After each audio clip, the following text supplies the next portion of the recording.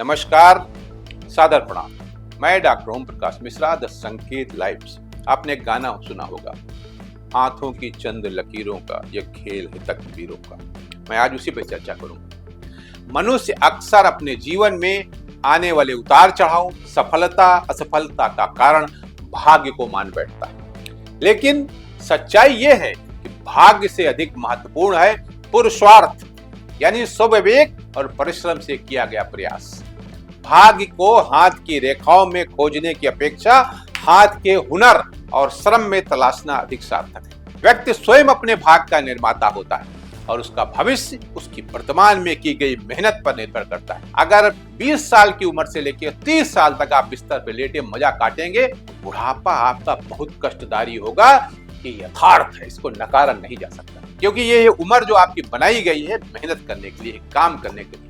लेकिन तब आप नेता बने रहे पूरे मोहल्ले के, फिर बाद में तो यही दुर्दशा होगी। कहा गया है ना कि भाग्य सदा पुरुषार्थ के पीछे भी चलता है। जिस व्यक्ति के पास पुरुषार्थ रूपी शस्त्र है, उसकी विजय लगभग निश्चित मानी जाती है। जो लोग प्रयास करने में पिछड़ जाते हैं, वही भाग्य को दोष देने लगते हैं और अपनी असफलताओं की जिम्मेदारी किस्मत पर डाल देते हैं। फिर इस मंदिर से उस मंदिर तक, उस बाबा से उस मौलवी तक ताबीज, हुनर, कंडा, अंडा ये सब बनाते घूमते हैं। ऐसे लोग न केवल अपने आत्मबल को कमजोर करते हैं, बल्कि आलस्य और निठल्लेपन को भी आमंत्रित करते हैं। वर्तमान का पुरुषार्थ ही भविष्य का भाग्य बनाता है। मैंने कई बार कहा है कि सारा फोकस प्रेजेंट पे होना चाहिए। 500 साल पुरानी बातें करोगे ना और फिर आगे बताओगे कि 2047 में 20 ये हो जाएगा, तो उससे नहीं बने। आज बताओ ना, आज क्या है। हमारे एक मित्र हैं, वो अक्सर कहा करते हैं, आज कितने पैसा दोगे हमको। उनसे अगर आप कहो कि 1 साल बाद हम आपको 50,000 देंगे, तो पूछते हैं कि आज 500 दो तो बताओ। तो कितने सभी आदमी प्रेजेंट की चिंता है उनको, फ्यूचर तो अपने आप डिसाइड होगा। जो व्यक्ति वर्तमान में पूरे मनोयोग से कार्य करता है, उसे भविष्य में निश्चित रूप से सफलता मिलती है। पराक्रमी और आत्मविश्वासी व्यक्ति अपनी असफलता का दोष भाग्य पर नहीं मढ़ता, बल्कि दोगुने उत्साह और लगन से कार्य में जुट जाता है। उसका साहस, धैर्य और आत्मबल उसे विषम परिस्थितियों में भी हार मानने नहीं देता।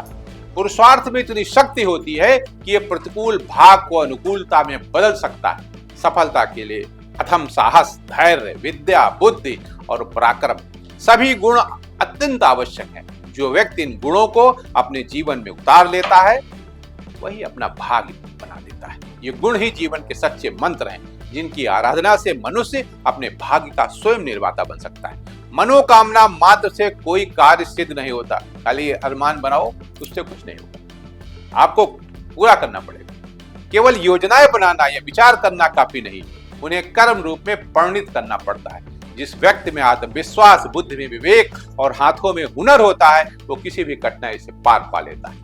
भाग्यवादी सोच व्यक्ति को जड़ बना देती है। जो भाग्य में लिखा है वही होगा।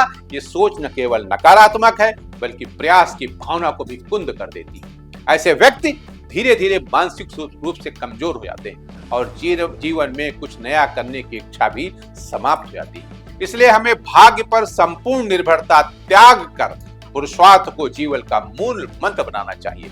पुरुषार्थ ही सफलता की सच्ची पूंजी है। ये जीवन का सार्थ है। पुरुषार्थ कर आगे, भाग्य पीछे पीछे। आज के लिए इतना ही। नमस्कार।